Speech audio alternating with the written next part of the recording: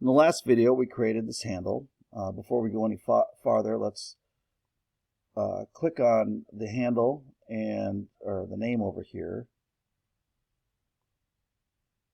and we're going to rename this to handle. Just like to keep up on the housekeeping a little bit.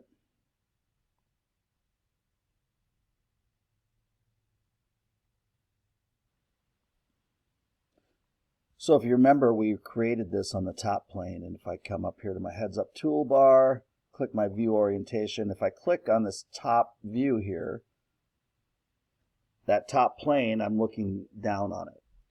So this transition piece that we're going to create, and when I mean transition, I mean this is going to be that round piece that's going to go between the ratchet head and the handle. We're going to create this on the front plane. And so if I right click on the front plane and click sketch, it's going to open up a sketch.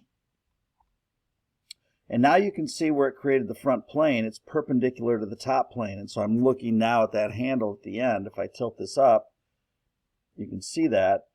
And it's starting it at the origin. And so this plane is created at the origin. For reference, if we want to keep that plane visible after we create it, we can come up here. I can right click on the front plane in this eyeball here. If I click that, it will keep that visible as we draw on it. Right now it's a blue. If you don't like that, I can come up here in my system options. And under system options, display. And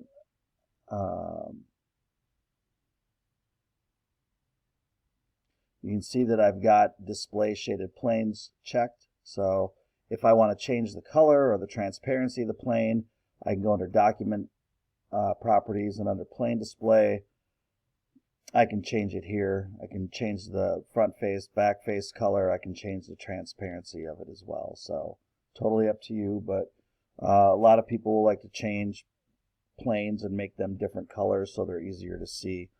Again, just giving you the option. Any of these planes I can also grab. When I click on it, I can also grab one of these handles, and I can also resize it depending on, if I want to see where I'm drawing on it. All right, let's get started with this. I'm going to change my viewpoint. I'm going to look at my front view.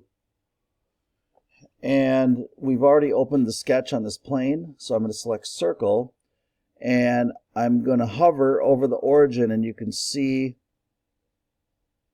that highlight. And that means I'm on the center of that. I'm going to click once, and I'm just going to drag out. I'm going to smart dimension that, and I believe we're at 12 millimeters for the diameter of this. And so I'm going to click on the edge of this and just come out here somewhere, and we're going to type in 12. Sometimes dimension placement is affected by where you click on the entity that you're trying to dimension.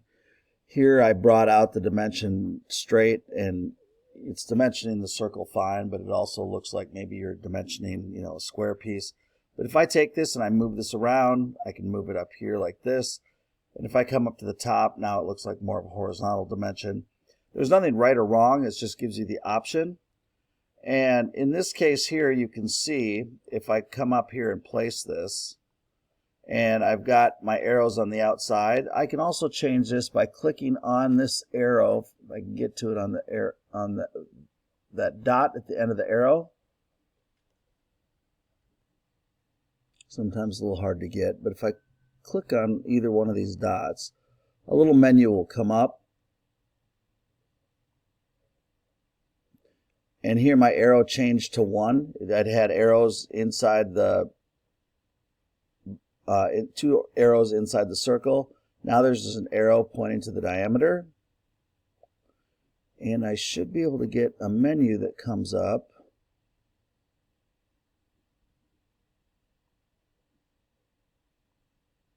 Again, it's small, so it's a little finicky sometimes. So let's go ahead and right click. Right clicking on a dimension will bring up this whole menu. But what it does is at the top of it, I can change my display for that dimension. I can display it as a radius. I can display it as a diameter. I can display it as linear. And so, again, it gives you different options. SolidWorks does a pretty good job of giving you the correct dimension when you place it. But again, everyone's different, and everyone likes it to look a little bit different. So now that we have it dimensioned, so a couple things. Before, when we changed to this front view, and we were kind of like this, the other thing you can do also is, I chose that because it was front plane and I knew that's the view I wanted. I can also select this, which is normal to. And what normal view is, it means your direction you're looking at it basically from the top down. So if I click this, I know I'm going to get that end view of what I had just sketched. So that's just another option. All right, so if we go up here to our view selector and I click on it, and I'm going to click isometric, we're going to extrude this. And so I'm going to select features, extrude boss base, and I'm going to show you two different options. And this kind of screws some people up and they don't know how to get out of it, because a lot of times it's like, okay, well, I want to go up to this surface. Well, one problem with that is we have draft here. And so if I select my extrude up to surface, this arrow tells me which way I want to extrude, so I have to go the other way. And so I'm going to click that arrow. It reverses my extrude arrow. This new box here is asking us what surface do we want to extrude up to. And then also, do we want this to be separate, or do we want it to be merged with our handle? So we want it to be merged. And so if I go surface and I pick this, now from here it looks okay, but if I roll around here, let's just go here. Oops. And I zoom in, it only picks one surface, and now I've got this big gap here, which that's clearly not right. And if I were to able to pick that line, I end up picking the surface, but if I pick that line in the middle, you would end up with a gap here. And so we don't want that. And so what we're going to do is we're going to X out of there. We're going to start over again. We're going to extrude boss base. Instead of up to a surface, we want to go up to the body. We're going to reverse the direction. And then here we're going to select, and now it's not letting me select either the top or the bottom. I just have the option of selecting that whole thing. Now if I roll around here on the right side and I look, I zoom in, you can see that it's merged all fully with that part. It's fully integrated with that part. So I'm going to go ahead and hit accept.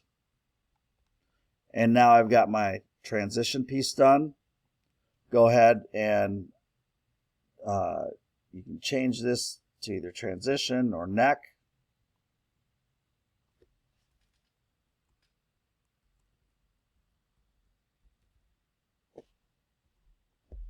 And go ahead and save it. And we're going to end the video here.